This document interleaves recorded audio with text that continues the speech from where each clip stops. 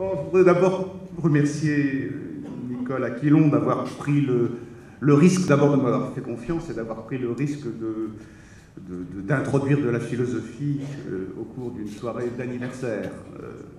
Il y a de l'audace de votre part, je crois. Je voudrais aussi remercier Isabelle Le Varengen de m'avoir tellement bien facilité les choses. Madame Aquilon, elle a dit, à mon sens, l'essentiel en évoquant ces technologies qui nous transforment aujourd'hui dans des proportions qu'on n'imaginait pas jusqu'à présent. Elle a évoqué le tétraplégique qui est capable désormais de maîtriser son environnement immédiat grâce à des ondes électromagnétiques. Oui, c'est bien, tout le monde peut s'en réjouir. Sauf que, on sait très bien que la maîtrise des ondes électromagnétiques, elle peut aussi servir aux militaires, elle peut servir aux dictateurs pour influencer les autres à distance. Si je dis tout cela, c'est parce que, vraisemblablement, il va falloir beaucoup de courage, beaucoup de volonté, beaucoup de sagesse dans l'avenir immédiat pour ne pas mettre en œuvre ce que les technologies vont nous permettre de faire. Il va falloir beaucoup de courage, beaucoup de volonté, beaucoup de sagesse pour faire en sorte que l'homme ne soit pas transformé dans ce maillon faible qu'évoquait Aurel dans la citation que Nicole Aquilon a faite à l'instant. Voilà, donc il y a sans doute urgence à réfléchir sur les valeurs, c'est-à-dire sur ce que nous pouvons faire du pouvoir dont nous disposons, ce que nous pouvons faire du pouvoir dont nous disposons. C'est ça qu'il est sans doute urgent d'essayer de penser, de réfléchir. En suivant l'invitation du caméléon, je vais essayer de répondre à cette question: quelles valeurs émergent pour le XXIe siècle? Je vais essayer de le faire en termes pas trop compacts, tout en disant d'abord que je ne vais pas répondre évidemment à cette question, il faudrait être prophète pour répondre, et je ne le suis pas. Il y a eu des prophètes au cours de la seconde moitié du XXe siècle. On a vu un certain nombre de prophéties concernant le siècle que nous avons engagé depuis maintenant 12 ans. Par exemple, on se souvient toujours de Malraux, André Malraux, qui disait « Le XXIe siècle sera spirituel ou ne sera pas, sera religieux ou ne sera pas ». Dans la foulée de cette prophétie, dont on ne voit pas bien encore qu'elle se réalise, mais après tout, peut-être qu'on n'est pas encore suffisamment clairvoyant, dans la foulée de cette prophétie, bon nombre de prospectivistes ont annoncé pour le XXIe siècle l'extension des valeurs féminines, l'extension des valeurs d'intériorité. Vraisemblablement, il y a beaucoup de wishful thinking dans ce genre de prophétie. On est plutôt dans l'incantation. Peut-être qu'il faudrait prendre la question différemment et se poser la question quelle valeur émerge pour le XXIe siècle en tâchant de la traduire en termes d'action. Et à ce moment-là, la question prend une autre tournure. Elle peut se formuler de la manière suivante: quelle valeur nous engageons-nous à réaliser dans l'avenir? Ce serait peut-être la meilleure façon d'illustrer la défense de l'humanisme auquel vous êtes peut-être comme moi attachés. Ce serait une manière de dire que nous voulons qu'il y ait encore au XXIe siècle des idées pour lesquelles il vaille la peine de lutter, des idéaux pour promettre que le monde sera ce que l'on voudra qu'il soit. L'humanisme, d'une manière générale, c'est cela, c'est un anti-destin, c'est cette résolution à prendre en charge son destin et à faire l'histoire. C'est pourquoi l'humanisme a besoin de valeurs, précisément.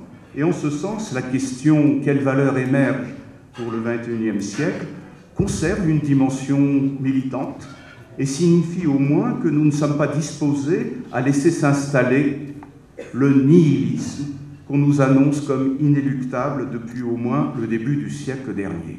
Le nihilisme, c'est un mot qui est récurrent tout au long de ce XXe siècle, pardonnez-moi, et on le décrit souvent de diverses manières qui se résume malgré tout au fait qu'on conclut que le monde des valeurs est révolu. Il y a un penseur américain qui s'appelle Léo Strauss, philosophe qui est mort il y a quelques années, mais qui est encore très présent dans l'environnement américain contemporain, puisqu'il est l'une des sources de ce qu'on a appelé le néoconservatisme américain. Et Léo Strauss résumait le diagnostic de nihilisme à propos du XXe siècle par deux mots: positivisme, historicisme. Je ne vais pas abuser des ismes, mais je vais juste commenter brièvement ces deux mots. Positivisme, ça signifie avant tout céder au culte des faits tels qu'ils sont, tels que la science nous les enseigne. Et historicisme, c'est une manière de désigner la tentation qui est la nôtre de toujours tout réduire à l'histoire, et en particulier les valeurs que l'on considérait jadis comme éternelles, on les réduit à des contextes historiques, à ces contextes qui les ont fait naître et qui conduiront à ce qu'on les abandonne. Donc positivisme, historicisme constituerait comme une offensive contre l'idée qu'il y aurait un monde idéal vers lequel nous nous tournerions pour agir et pour accomplir notre histoire. Et ce positivisme, cet historicisme, évidemment, consacre la victoire ça sera mon dernier isme, j'espère, peut-être pas tout à fait, mais enfin, la victoire du relativisme. Relativisme, c'est l'attitude qui consiste à dire que le vrai, le beau, le bien, ces trois valeurs qui étaient dominantes dans la culture classique, eh bien le vrai, le beau et le bien sont toujours considérés comme des faits, des constructions sociales issues de notre histoire et appelées à changer avec la transformation des mœurs et des représentations que la société connaîtra. L'un des philosophes très sévère à l'égard de son temps, et très sévère aussi à l'égard de notre temps lorsque on le lit de manière prospectiviste, c'est Nietzsche. Et Nietzsche, il aimait utiliser une expression pour qualifier son époque. Il disait « le désert croît ». Le désert croît. Autrement dit, le monde est en train de laisser s'installer une massification qui homogénéise toute chose, qui fait advenir un homme sans qualité, un homme statistique. Le désert, par définition, est sans relief, comme notre monde est sans nuance, sans valeur, justement, puisqu'on oublie souvent que le terme « valeur », avant d'avoir une connotation économique ou morale, a une connotation esthétique. La valeur, c'est la nuance que recherche toujours le peintre lorsqu'il travaille sur son tableau.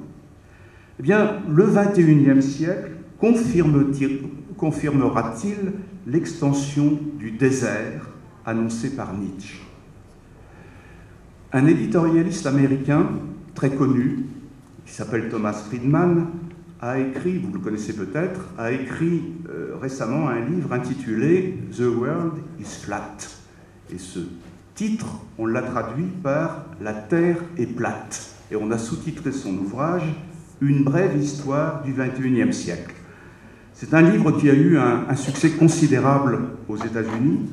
On dit même qu'il a réveillé l'Amérique et qu'au lendemain de sa parution, il s'en était vendu 3 millions d'exemplaires. Ce livre a été traduit en France, mais je ne sache pas qu'il ait connu un tel battage. En tout cas, tout le contenu du livre, « La Terre est plate », tient dans son titre. Il signifie que la Terre s'aplatit, grâce ou à cause des technologies qui rendent tout commensurable et qui permettent une communication sans limite. Ce qui rend notre Terre commensurable, c'est d'abord et avant tout la numérisation. La numérisation qui autorise une connectivité généralisée. Et cette connectivité, nous en éprouvons évidemment tous les jours un peu plus les effets. Ce qui m'intéresse chez Thomas Friedman, c'est qu'il ne décrit pas cette évolution imposée par nos technologies pour la critiquer, mais pour l'enregistrer comme un fait inéluctable. La mondialisation, c'est un fait qui rend le discours sur les valeurs, ce que les philosophes appellent l'axiologie, qui rend le discours sur les valeurs anecdotique et dérisoire. C'est déjà ce qu'annonçaient à leur manière les théoriciens du postmodernisme. Ils disaient « il n'y a plus de devoir-être, il n'y a plus de devoir-être. On n'ira pas plus loin. L'avenir a cessé d'être attractif. La seule attitude qui vaille aujourd'hui, c'est celle qui nous incite à privilégier le présent et à faire du souci de soi le fondement de la sagesse. Nous sommes en plein postmodernisme parce que c'est quand même la tonalité dominante de notre époque. Je me souviens, vous aussi sans doute, de ce film qui s'appelle Le cercle des poètes disparus, Carpe diem, carpe diem, jouissons du présent, ne nous mettons pas en tête de l'avenir, n'ajournons pas le moment d'exister à plus tard, cessons de nous enticher du progrès, jouissons du présent. L'individualisme qui est compatible avec la mondialisation n'a pas besoin de revendiquer autre chose, n'a pas besoin notamment de revendiquer des valeurs collectives. Il s'accommode du repli sur soi, quitte à miser évidemment sur l'émergence qui pourrait résulter des réseaux sociaux dans lesquels l'individualisme peut satisfaire son narcissisme. Vous êtes peut-être frappé comme moi de ce thème montant de l'intelligence collective, comme si nous déléguions à l'émergence d'un collectif le soin de prendre les initiatives qui ne nous intéressent plus. Nous sommes entrés dans un univers qui ressemble à une espèce de monadologie, ce qu'appelait Leibniz une monadologie, mais dépourvue de Dieu. Contre le nihilisme, Nietzsche en appelait au regain de l'esprit d'aventure qui pourrait caractériser la modernité. Écoutez donc, vous qui êtes créateurs. Écoutez donc, vous qui êtes créateurs. C'est le leitmotiv qui revient continuellement dans son livre « Ainsi parlait Zarathustra ». Et cette invitation à la création postmoderne vise évidemment l'éphémère, et non plus l'œuvre à accomplir, l'œuvre durable, l'œuvre qui pourrait finalement survivre au contexte et à l'éphémère.